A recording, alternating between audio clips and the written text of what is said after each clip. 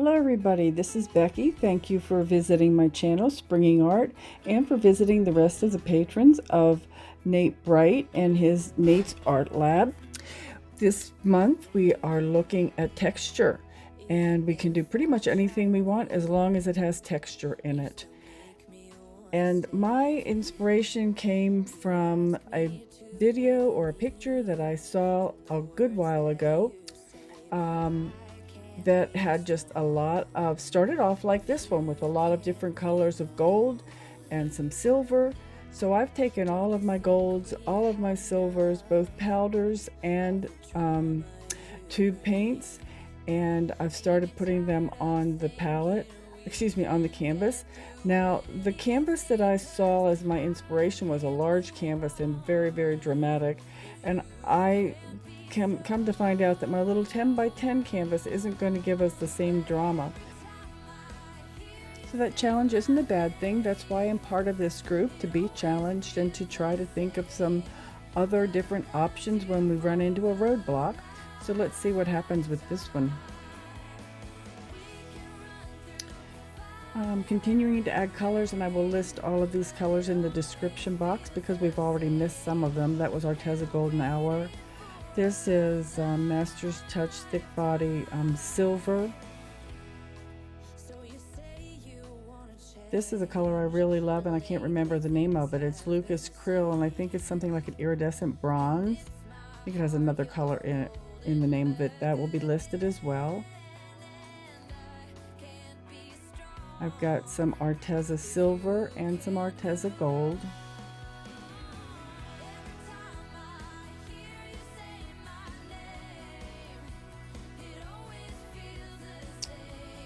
And I decided that I wanted to add some more texture with some Winston Newton glass gel texture beads, and I'm going to add some TLP ore to that.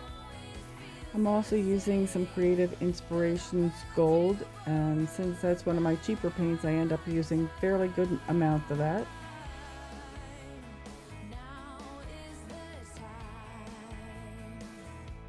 As I said, I had no idea how much paint to add. It just wasn't until I got started that I figured out I needed a whole lot more than this. And now I'm going to put my respirator on, my mask on, because I'm using pigments here, and those pigments will float all over the place, especially since I'm just going to put them on a dry canvas and then swipe over them. So make sure you're aware of that dust and what it can do to your lungs.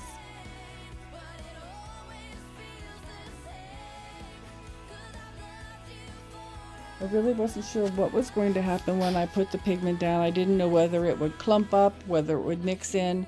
Either way was fine. If it clumps up, that just gives me a little bit more texture. So I figured we'd just go for it, see what happened. Nate always says, be fearless. But let me tell you one thing you don't want to do, and that's put glass texture beads down and then roll a palette over them, because it does not spread your paint very well. Those should have been added in last. Lesson learned.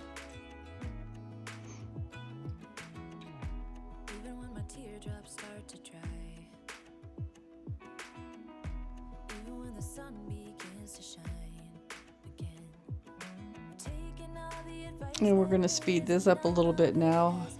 Palette work kind of goes on forever. There's no specific pattern that I'm using. I'm just wandering around. I am paying special attention to the sides and the corners, because most of your metallic paints are at least translucent, and so my corners were not covering well. In hindsight, I should have, there's some Artist Loft Gold. In hindsight, I should have painted this first to make sure that the entire canvas was well covered, including those corners. Looking back on how I used to be, I always thought that love was made for me. Oh well, I was just as blue-eyed. Several things that you can do when you have problems with a paint covering, and it's what you'll see me doing a lot of times, I just pull some a kind of a big glob of paint over the corner and then tap on it. So that really works well, especially since we're doing a textured painting. It just fits right in. You do have to be careful if you're not trying to do something with texture, but adding that texture is one way that you can cover your blank spots on your canvas when you're using transparent and translucent paints.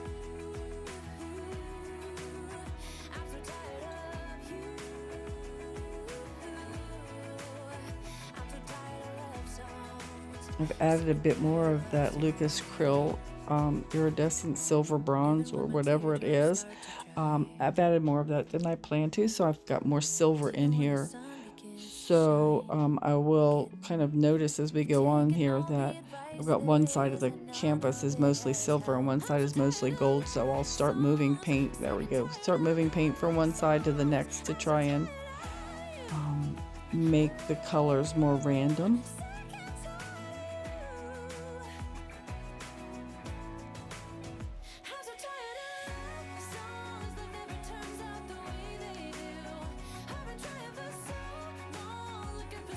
Just adding a little bit more texture by touching it and pulling it up.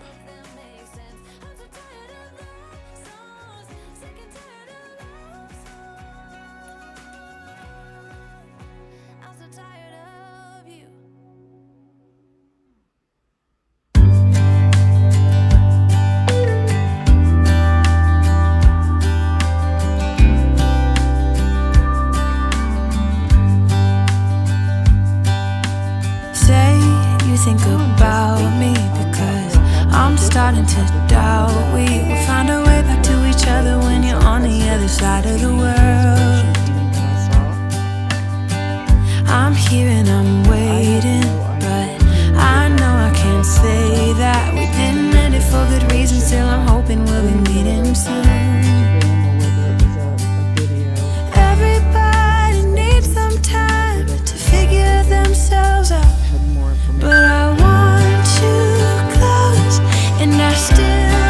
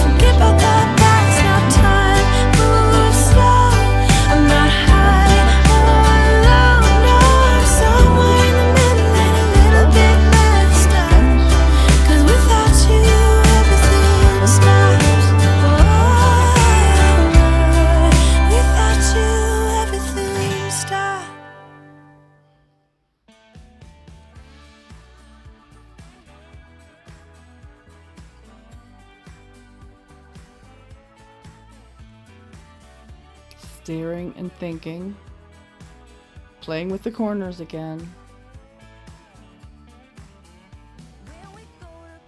And I decided off camera to add a stencil to it. This is the flower stencil with the butterfly. And this is my first result. I just added some, put the stencil down and poured some glitter on it. I poured some silver glitter on the petals. And then I decided that wasn't enough, so I highlighted the butterfly with the turquoise paint and darkened up his wings with some glitter. And then I realized that I had not shown you any of the process of doing a stencil. And so if you haven't done a stencil, I'll just very quickly go through it. This is actually my next step when I still wasn't happy with it. But I put a stencil down on the canvas. This is a mock-up, and I taped it down. This is not taped. And then I just took some gel gloss. I think that this is a heavy gel gloss from Artist Loft, and I put it on the back of my spatula, palette knife, and pat it on fairly heavily. And then I take two different colors of yellow. I wanted something brighter than the gold, but still kind of in the same color theme. So I've got some Liquitex Basics Cadmium Light Hue and some Arteza Golden Hour, which is one of my very favorite yellows. And then I just pat them together. They're not mixed into a mixture, they're just kind of blobbed. And then I just tap them on top of the gel gloss. And you probably have already seen the stencil move, and as I go to take it off, it moves again. That's why you tape it down, so that you get a nice crisp stencil. In this case, I'm a little blurry, but that gives you the basic idea of what I do when I put my stencils down. And so here is my next step. I just felt like that silver leaves were too light and not standing out, so that's when I put the color on it. I darkened up my the inside of the flower to make it look more like a sunflower. And then I decided that my butterfly was not standing out enough, so and my camera ran out, I apologize, but I just got a thin paintbrush, some iridescent blue-green paint from Pebeo, and then I just dabbed that all over the glitter that was down there to emphasize the butterfly a little bit better. And this is where it cuts out here, and you'll see there he is. So you can see that he's a little bit more vibrant. You can see the flower there, and I decided it was probably time to stop. Thank you for being here. Please stick around and watch the other patrons in the chain, and join our group. We have a great time at Nate's Art Lab. Take care.